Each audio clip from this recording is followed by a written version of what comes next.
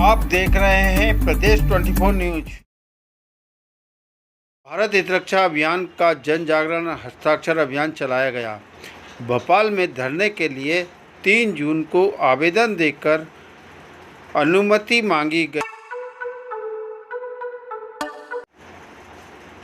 आंदोलनकारियों ने द्वारा मांगी गई अनुमति पर 6 जून तक कोई निराकरण नहीं कर पाए अधिकारी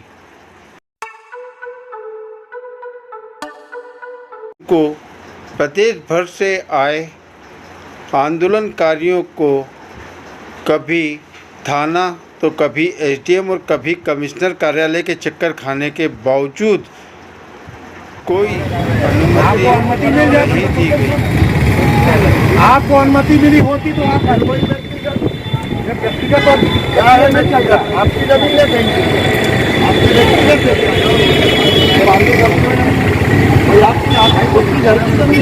आपको अनुमति होती आप कर सकते हो, कोई लेकिन आपको अनुमति नहीं मिली आप नहीं कर सकते।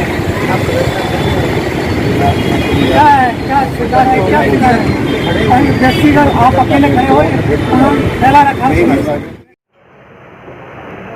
परिक्रमा पथ के हाथ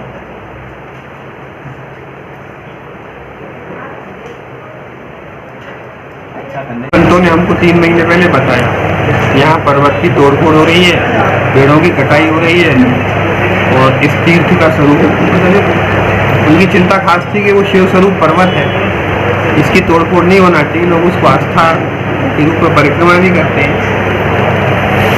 शंकराचार्य की जो मूर्ति लगाना है 2500 करोड़ की परियोजना है मध्य प्रदेश सरकार की, उस मूर्ति के स्थान परिवर्तन की सबकी इच्छा थी कि पर्वत बच जाए तो मूर्ति लग जाए उस पार। तो भारत हितरक्षा अभियान ने 3 महीने पहले इसके लिए जनजागरण और हस्ताक्षर अभियान शुरू किया। विज्ञापन देना शुरू किया, खंडवा दिया, इंदौर दिया कमिश्नर को, संस्कृति मंत्री उषा ठाकुर को भी दिया, मुख्यमंत्री को भी भेज दिया, प्रधानमंत्री को भी भेज दिया कि भाई इस पर आप पुनर्विचार करें और इसका स्थान बदलें, तोड़फोड़ पर्वत की रोकें, पेड़ वेड़ बचाएं वहाँ पे। और काट दिए आपने। वहाँ के स्थानीय जो केवट और जनजाति लोग उनके मकान तोड़ रहे हैं, वो लोग भी 1 महीने से धरना दे रहे हैं इसको लेकर। वो तीर्थयात्रियों की सेवा करते हैं, फूल पत्ती देते हैं, उनको पूजा की सामग्री देते हैं, नदी पार कराते हैं, जल परिक्रमा कराते हैं, उनको तो वहाँ से दूर ना भेजें। इसलिए इसी को लेकर हम धरना देने आए थे कल यहाँ पे। 50 लोगों के धरने की हमने अनुमति बोली थी, पर देखिए हम अपने वोट से प्रधानमंत्री बदल सकते हैं भारत में। यहाँ का चुनावी लोकतंत्र मजबूत है, पर सरकारी तंत्र का जो प्रशासनिक लोकतंत्र वो कितना कमजोर है कि हम बार बार हर जगह एक जैसे इंदौर से लेके ओमकारेश्वर होकर भोपाल तक हम धरने का अनुमति का आवेदन देते हैं और हमारे पास कोई उत्तर ही नहीं आता। अनुमति आती है ना, अनुमति निरस्त की सूचना आती है ना, कोई आपत्ति आती है, कोई बात ही नहीं करता। हम जब चक्कर लगाएं 10 बार आखिरी क्षणों में, तब जा करके बोलेंगे ये अड़चन है, कई बार निरस्त करने, कभी बोलेंगे ऐसे ही कर लो। मतलब हम अपने विचार व्यक्त करने की अनुमति वैधानिक रूप से मांग रहे हैं, आप देते नहीं हमको। और आचार संहिता का बहाना बनाकर चुनाव में हजारों की लाखों की रैलियाँ होती हैं, सभाएँ होती हैं, फिर हमारा 50 लोगों का एक शांतिपूर्ण धरना एक किनारे पे हम करते थे पार्किंग के कोने, आप मना कर देते हैं। और हम जाते हैं कि ठीक है आज धरना नहीं होगा, हम दूर दूर तख्ती लेके खड़े रहेंगे। देश भर से लोग आए थे हमारे, आपने उनको भी खदेड़ना शुरू किया, गिरफ्तार कर लिया, दुर्व्यवहार किया उनसे। फिर दिन भर हमको राती भर थाने में ले जाके छोड़ दिया, शाम को छोड़ा वहाँ से हमको। हमने उसके विरोध जताने के लिए आप सबको बुलाया है, ऐसा हुआ है, ये गलत हुआ है।